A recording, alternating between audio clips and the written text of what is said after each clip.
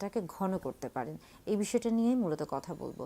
পুরুষদের ক্ষেত্রে পুরুষদের ক্ষেত্রে খুবই গুরুত্বপূর্ণ হচ্ছে অবশ্যই তার বীর্য এবং বীর্যের মধ্যে যে শুক্রাণু থাকে, এটা কিন্তু গুণগত একটা মান রয়েছে এবং এটার কিন্তু পরিমাণগত একটা হচ্ছে মান রয়েছে, এবং দুটোই অত্যন্ত গুরুত্বপূর্ণ। তবে অনেক পুরুষই মনে করে থাকেন বা অনেকেই মনে করে থাকেন যে যদি তিনি কিছুদিনের জন্য সহবাস না করে থাকেন, সেটা আমরা বলে থাকি যে হয়তোবা তিনি হস্তমৈথুনও করছেন না, কিংবা তিনি হচ্ছে তার স্ত্রী থেকে দূরে আছেন, সেই ক্ষেত্রে হয়তোবা তার আমরা বলছি যে সেই ক্ষেত্রে হয়তোবা তার বীর্যের পরিমাণটা বেড়ে যেতে পারে। অর্থাৎ একটা ধারণা রয়েই গেছে যে অনেকে মনে করে থাকেন যে যদি তারা হচ্ছে একটা লম্বা সময় ধরে স্বামী স্ত্রী যদি সহবাস না করে থাকেন, সেটা হতে পারে স্বামী স্ত্রী সহবাস না করে থাকলেও, এবং হতে পারে যে হস্তমৈথুনের মাধ্যমে যদি তিনি হচ্ছে বীর্যটাকে শরীর থেকে বের না করেন, সেই ক্ষেত্রে হচ্ছে তার বীর্যের যে পরিমাণটা রয়েছে সেটা বৃদ্ধি পাবে। এরকম একটা ধারণা অনেকেই মনে করে থাকেন এবং বেশিরভাগ মানুষ এটা মনে করে থাকেন। আজকে মূলত বলবো যে আসলে এই ধারণাটি কি আসলে সঠিক না, এই ধারণাটা আসলে সঠিক না। একটা প্রচলিত প্রথা রয়েছে, অনেকেই জানেন এই শব্দটা, সে হচ্ছে নো নাট নভেম্বর। অনেকে মনে করে থাকেন যে নভেম্বর মাসে কখনোই তিনি হচ্ছে একবারের জন্য তিনি সহবাসও করবেন না তার স্ত্রীর সাথে, এবং তিনি হস্তমৈথুন মাস্টারবেশনও করবেন না। এরকম একটা হচ্ছে প্রচলিত একটা প্রথা রয়েছে, এবং সেই ক্ষেত্রে অনেকে মনে করে থাকেন যে যেহেতু পুরো মাসটা জুড়েই তিনি হচ্ছে এই বিষয়গুলো থেকে নিজেকে বিরত রাখছেন, তাহলে তিনি যখন এই 1 মাস পরে তিনি যখন আবার হচ্ছে শারীরিক সম্পর্কে যাবেন, অর্থাৎ তিনি যখন তার স্ত্রীর সাথে সহবাসে যাবেন, সেই ক্ষেত্রে দেখা যাবে যে তার যে বীর্যটা রয়েছে এটার পরিমাণটা বৃদ্ধি পাবে এবং এটার হয়তোবা ঘনত্বটাও বাড়বে। এই ধারণাটা ভুল। আসলে একটা গবেষণা রয়েছে এবং সেই গবেষণায় দেখা গেছে যে প্রায় 10 জন, একদিকে প্রায় 10 জন পুরুষ এবং আরেকদিকে প্রায় 30 জন পুরুষের মধ্যে একটা গবেষণা করা হয়। যদিও সংখ্যাটা খুবই কম, কিন্তু তারপরও এই গবেষণার মাধ্যমে দেখা যায় যে যারা হচ্ছে 10 জন যে পুরুষ রয়েছেন, যারা কিনা হচ্ছে আপনার সহবাসও করেননি তাদের স্ত্রীর সাথে এবং হস্তমৈথুনও করেননি, এবং এই সংখ্যাটা ছিল প্রায় হচ্ছে 2 সপ্তাহেরও বেশি। এবং আরেকদিকে দেখা যাচ্ছে যে যাদের সংখ্যা প্রায় হচ্ছে 30 জনের মতো, এবং তাদের ক্ষেত্রে দেখা গেছে যে তারা প্রায় 1 সপ্তাহ ধরে তাদের স্ত্রীর সাথে সহবাসে লিপ্ত হন নাই, এবং পাশাপাশি প্রায় 1 সপ্তাহের মতো তারা হচ্ছে কোনো রকমের হস্তমৈথুনে লিপ্ত হননি। এবং দুই পক্ষ থেকে যখন হচ্ছে পরীক্ষা নিরীক্ষা করা হলো, গবেষণা দেখা গেল যে যারা মূলত প্রায় 7 দিনের মতো, আমরা বলছি যে 7 দিনের মতো যারা হচ্ছে অ্যাবস্টিনেন্স এটা হচ্ছে মেনটেন করেছে, বজায় রেখেছে, অর্থাৎ যারা 7 দিনের মতো স্ত্রীর সাথে সহবাস করেননি এবং যারা হচ্ছে এই 7 দিন হস্তমৈথুনও করেননি, তাদের ক্ষেত্রে কিন্তু বীর্যের যে পরিমাণটা এটা বৃদ্ধি পেয়েছে, এবং এটার সংখ্যাটা ছিল হচ্ছে শতকরা প্রায় 12%।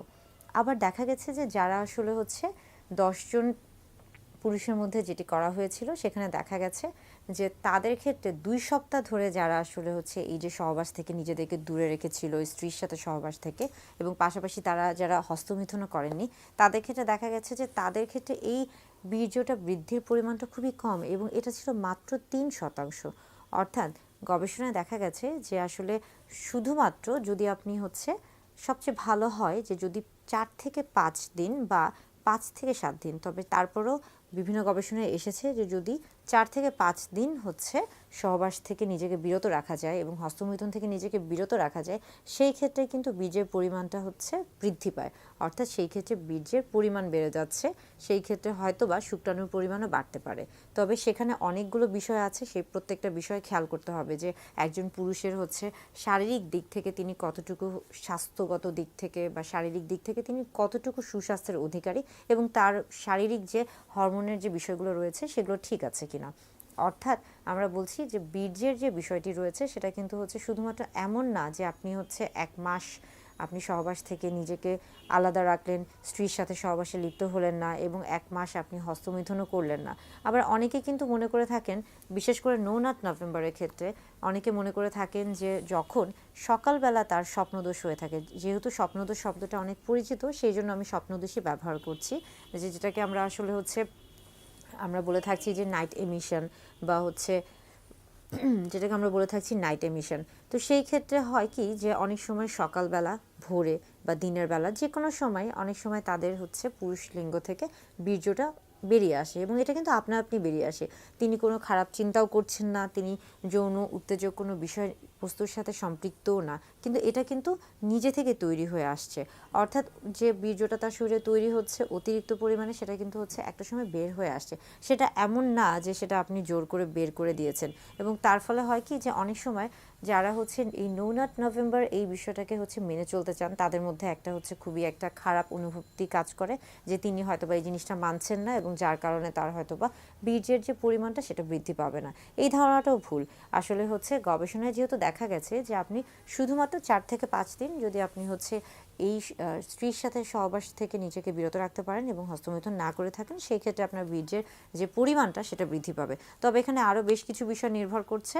সেটা আসলে আমরা সবসময় বলে থাকি যে যাদের ক্ষেত্রে হচ্ছে আপনার বীর্য পরীক্ষাটা জরুরি হয়ে থাকে, সেই ক্ষেত্রে একদিকে যেমন মানটাও খুবই জরুরি, আরেকদিকে কিন্তু হচ্ছে পরিমাণটাও জরুরি।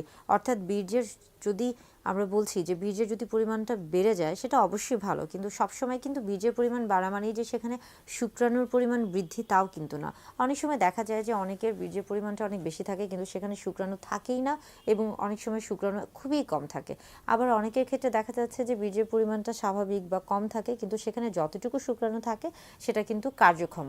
অর্থাৎ বীর্যের পরিমাণ নিয়ে খুব বেশি হচ্ছে চিন্তিত হওয়ার কোনো কারণ নেই।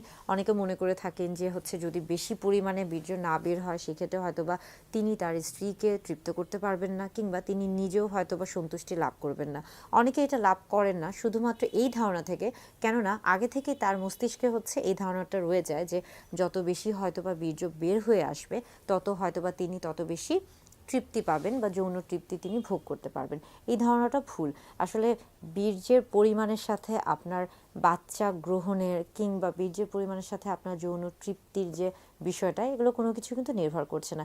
এটা অনেক ক্ষেত্রে নির্ভর করছে যে হ্যাঁ, অনেক সময় হচ্ছে আপনার আমরা বলি যে লুব্রিকেন্ট হিসেবে যদি আপনি মনে করে থাকেন সেই ক্ষেত্রে এটা অনেক সময় কাজ করতে পারে, কিংবা আপনি যদি আপনার হচ্ছে মানসিক একটা আত্মতৃপ্তির দিকে চিন্তা করে থাকেন সেই ক্ষেত্রে এটা কাজ করতে পারে।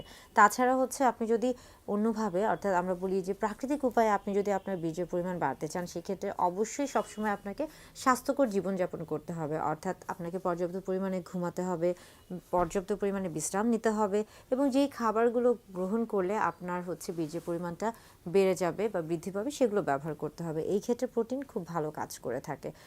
আশা করি যে বীর্যের পরিমাণ নিয়ে আপনাদের মধ্যে যে একটা ভ্রান্ত ধারণা ছিল সেই ধারণাগুলো এই ভিডিওর মাধ্যমে দূর হবে।